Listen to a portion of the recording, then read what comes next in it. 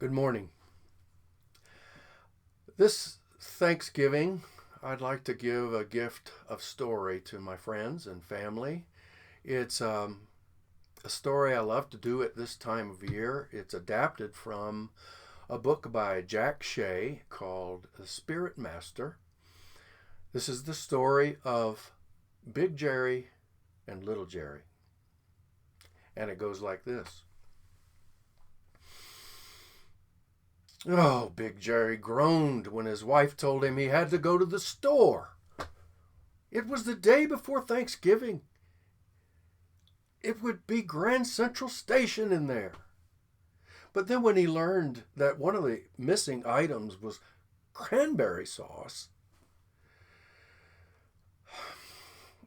he knew he had to go. How in the world could you forget cranberry sauce? But then his wife called to him from upstairs and said, "And take little Jerry with you." Then he knew that this was about more than cranberry sauce. You see, she'd been onto his case for a long time about you're not spending enough time with your son. He was 11 years old, and she was thinking that just because he was getting older, they didn't have to spend so much time apart. "He needs you, Gerard," she added. He didn't like it when she took that tone with him, that lecturing, lesson giving tone. And she called him Gerard when he thought that perhaps he needed a lesson. It made him feel like a fool, like he didn't know anything. He wasn't a fool. He'd been relatively successful in business. Oh, whatever. There was nothing to be done. So he found little Jerry in the den and noticed that his legs, which were draped over the divan, were longer than he realized. He looked over and on the couch where he was sitting, and he seemed taller. He was there watching something on his iPad and had earbuds in his ears. But Big Jerry said, "Say, you want to go to the store with me?" But the earbuds. So he tapped him on the shoulder. "What? Do you want to go to the store with me?" And to Big Jerry's surprise, little Jerry put aside his iPad, stopped whatever he was watching, put aside the earbuds, and was right there by his side. Now, Big Jerry knew that when he got back, his wife was going to want to know what they talked about. Maybe coming up with something like the big things, like the facts of life, or the value of $1. So Big Jerry knew that he had to get a conversation going as soon as possible. So they got into the car and started to back out the driveway. And he said, "So, sport, how is school?" "Boring," said little Jerry. What about that basketball team you're on? How are they doing?" "Oh, lousy," he said. "Oh, what was that? Was it a movie you were watching? What was that?" "Oh, just some movie." Was it funny?" "Not really." "Well, this is normal," thought Big Jerry. This is normal. This is the way it starts. This is the way it is. It'll get better." And about that time, they were turning into the parking lot, stopped the car, got out of the parking lot, walked into the store. Gosh, yes, it was crowded. Grand Central Station. So he said to little Jerry, "Grand Central Station, huh?" "What?" "Crowded." "Yeah." Well, they went up and down the shopping aisles. They got their 5 cans of cranberry sauce and the other things that she'd made: lettuce, nuts, Diet Coke, um, pie crust mix, rolls, uh, check, orange juice, check, um, nutmeg? What?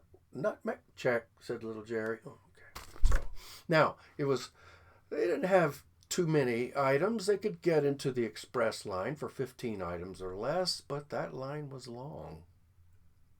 Big Jerry knew, that there were some people in that line with more than 15 items. So it wasn't express exactly. And another reason was the checker checking them out was a teenage guy, a little bit older, well, a lot older than little Jerry, and he was slowing things down because he was talking with this other checker that was this young woman who was in the aisle next to him, about some party they'd gone to. How boring it was, and who was there and who wasn't there, and who should have been there, and who was with who, and more work, less talk, Big Jerry wanted to say, but he didn't say anything. But by the time it was their turn, Big Jerry and Little Jerry came up to the checker. Big Jerry was steaming. The checker started ringing up the items. Big Jerry put down a $50 bill. But when he saw that the bill came to $19.35, he took away the 50 and put down a 20. But then when the checker finished ringing things up and kept on talking, he pulled out $30.65 change.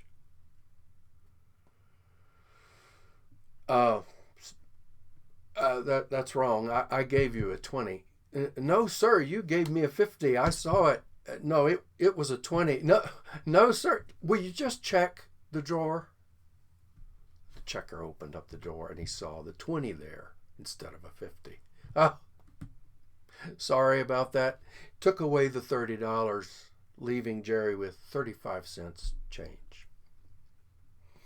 Big Jerry put it in his pocket, went out to the parking lot. Little Jerry was right there with him. There was a guy that had been standing behind them in the line. Came up to him in the parking lot and said, "Hey, man, you should have taken that jerk for the 30. Walked on. Big Jerry got in the car. Little Jerry got in the car. They sat there for a minute. And then little Jerry said, "Hey, Dad?" "Yeah." "That was awesome. What you did back there, awesome." And then to Big Jerry's surprise, little Jerry started to talk about some of the good things that he was learning at school. And what the basketball team needed to start winning some games. And that movie, it was kind of funny. And they both kind of chuckled, and he went on and on. And Big Jerry tried to pay attention, but as he listened, he was thinking about 3 things. One, had little Jerry not been there at the store, he would have picked up that 30. Number 2, his wife was wrong about some things. Little Jerry didn't need him. He needed little Jerry.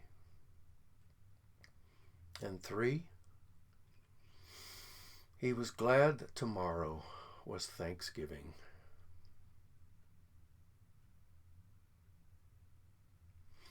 And that's the story of Big Jerry and Little Jerry, adapted from Spirit Master by Jack Shea. Happy Thanksgiving. Blessings on you all.